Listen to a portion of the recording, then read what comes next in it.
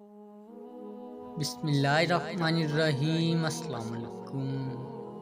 कल फीके कुमार के घर के सामने एक नई चमकती हुई गाड़ी खड़ी थी। सारे गांव में इसका चर्चा था, जाने कौन मिलने आया था। मैं जानता था फीका पहली फुर्सत में आकर मुझे सारा माजरा जरूर सुनाएगा। वही हुआ, शाम को बैठक में आकर बैठा ही था कि फीका चला आया। हाल चाल पूछने के बाद कहने लगा, साहब जी कई साल पहले की बात है, आपको याद है ना? मासी नूरा होती थी जो फट्टी परदाने बुना करती थी, जिसके एक पुत्र था वकार। मैंने कहा, हाँ यार, मैं अपने गांव के लोगों को कैसे भूल सकता हूँ। अल्लाह आपका भला करे साहब जी। वकार और मैं 5वीं जमात में पढ़ते थे। स्कूल में अक्सर वकार के ढिड में पीड़ रहती थी। साहब जी एक नुकरे लगा रोता रहता था। मास्टर जी डांट कर भेज देते थे कि जा हकीम को दिखा और दवाई ले। एक दिन मैं आधी छुट्टी के वक्त वकार के पास बैठा था। मैंने अम्मा के हाथ का बना पराठा और अचार खोला। साहब जी वकार ने पराठे की तरफ देखा और नजरें फेर ली। उसकी एक नज़र ने उसकी ढिड पीड़ के सारे राज खोल दिए। मैंने जिंदगी में पहली बार किसी की आंखों में आंदरों को भूख से बलकते देखा। साहब जी वकार के पाकों से सस्ती आंदरें आंसू के सामने हाथ जोड़े बैठी थी, जैसे कहती हूँ कि कतरू भी गिरा तो भरम टूट जाएगा। वकार का भरम टूटने से पहले ही मैंने उसकी मिन्नतें करके उसे खाने में शरीक कर लिया। पहली बुरकी ढिड में जाते ही वकार की तड़पती आंदों ने आंखों के जरिए शुक्रिया भेज दिया। मैंने चुपके से हाथ रोक लिया, वकार को बातों में लगाए रखा। उसने पूरा पराठा खा लिया और फिर अक्सर ऐसे होने लगा। मैंने किसी न किसी बहाने वकार को खाने में शरीक करने लगा। वकार की भूख आंदरों के साथ मेरे पराठे की पक्की यारी हो गई और मेरी वकार के साथ। खौरे किसकी यारी ज्यादा पक्की थी। मैं स्कूल से घर आते ही भूख भूख के खब मचा देता। एक दिन अम्मा ने पूछ ही लिया कि पुत्र तुझे पराठा बना कर देती हूँ, खाता भी है कि नहीं? इतनी भूख क्यों लग जाती है? मेरे हाथ पैर फूल जाते हैं।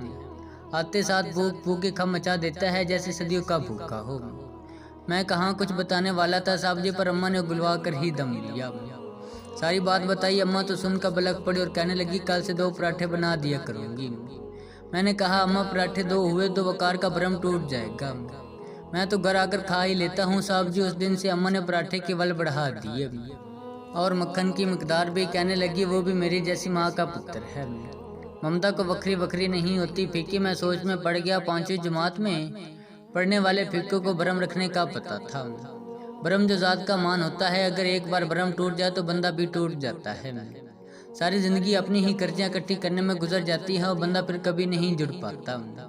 फीको को 5वीं जमात से ही भरम रखने जाते थे, जबकि मुझे किसी स्कूल ने भरम रखना सिखाया ही नहीं था साहब जी। उसके बाद अम्मा बहाने बहाने से वकार के घर जाने लगी। देख नूरा साग बनाया है, चख कर बता कैसा है। वकार की अम्मा को पता भी ना चलता और उनका एक डंग टप जाता। साहब जी वकार को पढ़ने का बहुत शौक था।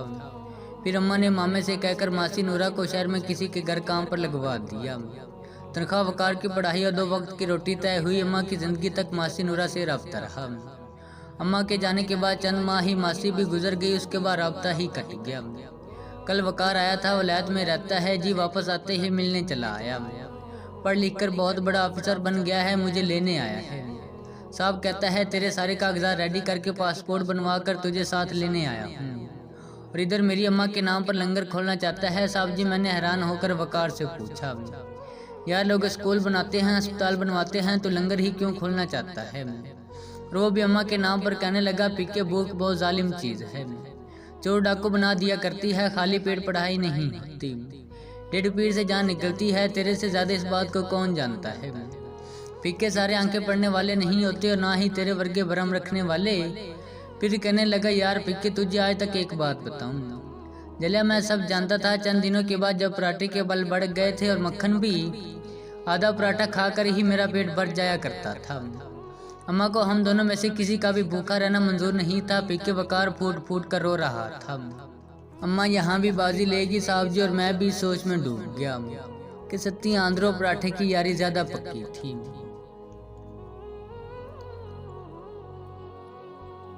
3 दिन पहले मैं खाना बना रहा था तो मेरा हाथ जल गया। अब चौंके में अपने रिश्तेदारों के किसी काम का नहीं रहा था, इसलिए उन्होंने अब मेरी मदद करने से इनकार कर दिया था और मैं एक बार फिर खाली हाथ रह गया था। एक बार फिर मैंने रब से रुजू करते हुए यही पूछा कि या अल्लाह मैं ही क्यों? मैं बरूने मुल्क मुकीम हूँ, एक अरसा से बेरोजगार हूँ, अपने कुछ रहम दिल कायरीन के जरिए मदद लेकर मैंने 3 महीने पहले अपना ड्राइविंग लाइसेंस बनवा लिया था और फिर गाड़ी रेंट पर लेकर डिलीवरी बॉय का काम शुरू कर दिया था। लेकिन जल्द मुझे एहसास हो गया कि रेंट की गाड़ी पर यह काम करने का कोई फ़ायदा नहीं, बल्कि उल्टा कुछ न कुछ अपने पास से यहाँ उधार लेकर गाड़ी का पेट्रोल किराया पूरा करता हूँ। इसलिए मैंने वक्ती तौर पर वो काम छोड़ दिया और बल्दिया की तरफ से रखे गए कचरे के ड्रम के पास से कत्ते वगैरह चुनकर अपना गुजारा करने लगा। यहाँ मेरे कुछ करीबी रिश्तेदार मुकीम हैं। उन्होंने मुझसे कहा कि तुम इतना घटिया काम करते हो, तुम्हारे इस काम की वजह से हमारी भी बेइज्जती होती है, इसलिए तुम ये काम छोड़ दो। तो मैंने दरख्वास्त की कि अगले महीने मेरा एक दोस्त पाकिस्तान छुट्टी पर जा रहा है, वो तकरीबन 5 महीने पाकिस्तान रहेगा, उसकी गाड़ी फारिग होगी, लेकिन उसकी गाड़ी के पेपर रिन्यू करवाने वाले हैं। अगर आप लोग मुझ पर इतना एहसान करते हैं कि मुझे वो पेपर रिन्यू करवा दें तो मैं आपका कर्ज पहले ही तनख्वाह पर उतार दूंगा और आपका एहसान भी ज़िंदगी भर याद रखूंगा। गाड़ी के पेपर रिन्यू करवाने पर पाकिस्तान के तकरीबन 80,000 रुपये खर्च आने थे, जो कि मेरे रिश्तेदारों के लिए कोई इतनी बड़ी रकम नहीं थी। शायद उनके एक हफ्ते की कमाई भी नहीं थी। मेरी उम्मीदों के बरअक्स मेरी बात सुनकर उन्होंने मेरी मदद की, हमें भर ली और मुझसे वादा किया कि वो मुझे पेपर रिन्यू बनवा देंगे। इस नेकी के बदले उन्होंने मुझे अपने पास रख लिया। वो लोग अपने काम पर चले जाते और उनके जाने के बाद मैं कमरे की सफाई करता, उनके मैले कुचैले कपड़े धोता, बिस्तर तय करके रखता, बर्तन धोता, सब्जी लाता और उनके लिए खाना बना कर रखता। सुबह उनके उठने से पहले नाश्ता तैयार करके रखता। ये सब उन्होंने मेरी जिम्मेदारी लगाई हुई थी, क्योंकि उन्होंने जितने खुले दिल से मेरी मदद करने की हमें भर ली थी, मुझे इस बात की इनसे बिल्कुल भी उम्मीद ना थी। लिहाजा मैंने अपने करीबी रिश्तेदारों पर भरोसा करके अपने दोस्त की गाड़ी 5 महीने इस शर्त पर चलाने के लिए ले ली थी कि गाड़ी के कागजात बनवा दूंगा, और अगर ना बनवा दिए तो फिर मैं 5 महीने का गाड़ी का किराया देने का जिम्मेदार होऊंगा। मेरे दोस्त से मेरा ये मुआदा हो गया। मेरे इस मुआदे पे मेरा करीबी रिश्तेदार बाखबर थे, बल्कि आप कह सकते हैं कि उन्हीं की रजामंदी के बाद मैंने ये मुआदा कर लिया। खैर, वक्त गुजरता रहा, मैं उनकी खिदमत करता रहा। मेरे दोस्त के घर जाने का वक्त आ गया। मेरे दोस्त ने गाड़ी मेरे हवाले की और मैंने अपने रिश्तेदारों की इजाज़त और रजामंदी से गाड़ी रख ली। 8 तारीख को गाड़ी के कागजात ख़त्म हो रहे थे और चंद दिन पहले मैं अपने रिश्तेदारों के लिए खाना बना रहा था कि मेरा हाथ जल गया। हांडी का मिसाला तैयार करते हुए मैं चूल्हे के इंच को हल्का करने लगा तो हांडी मिसाले समेत मेरे हाथ पर आ गिरी। मेरा हाथ जल गया कि मैं काम करने के काबिल न रहा। रात को जब मेरे रिश्तेदार छुट्टी करके घर वापस आया तो बजाय इसके कि वो मेरी खैरियत पूछते, वो उल्टा मुझसे इस बात पर नाराज़ हो गया कि उनके लिए खाना तैयार करके क्यों नहीं रखा। इस बात को बढ़ाकर उन्होंने मुझे गाड़ी के पेपर बनवा कर देने से इनकार कर दिया और अब मैं मसले पर बैठा खुदा से शिकवा ना हूँ कि यार अब मैं ही हर बार इनके धोखे में क्यों आ जाता हूँ। कायदीन कराम, यकीन करें कि मेरे रिश्तेदारों का मेरे साथ जर खरीद गुलाम जैसा सलूक था, मगर मैं ये सोच कर खामोश रहता कि चलो इनके तवस्त से अल्लाह करेगा मेरा भी रिज्क लग जाएगा।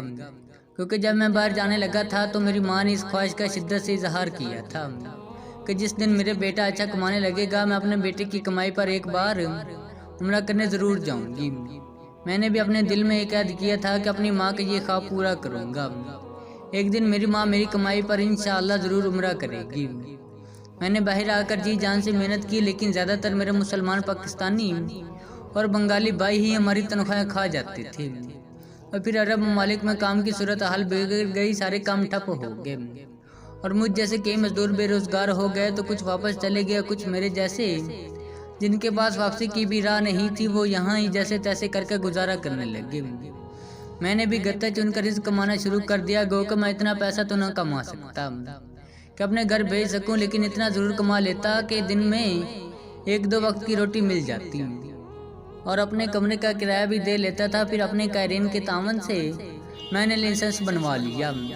गाड़ी किराए पर लेकर डिलीवरी बॉय का काम शुरू किया, मगर किराए की गाड़ी पर इतनी ज़्यादा बचत नहीं बनती थी, बल्कि बाज़ दिनों में तो पल्ले से तेल और गाड़ी का किराया अदा करना पड़ता था। इसलिए वो काम छोड़कर मैं एक बार फिर अपने पुराने काम को लग गया। फिर मेरे रिश्तेदार मेरा ये काम छुड़वा कर मुझे अपने पास ले गए। आज मुझसे मेरे दोस्त के साथ ज़ुबान करवाने के बाद मेरी मदद करने से इनकार कर दिया। मैं आपके साथ ये वाक़या शेयर करके सिर्फ ये पूछना चाहता हूँ कि क्या आपके रिश्तेदार भी आपके साथ ऐसा सलूकी रवैया रखते हैं, या फिर ये सिर्फ मेरे साथ ही हो रहा है? क्योंकि मैं तो रिश्तेदारों को अल्लाह ताला की तरफ से एक तोहफा समझता हूँ लेकिन ये लोग मुझे अजियत देने का कोई भी मौका हाथ से नहीं जाने देते। इख्तिताम।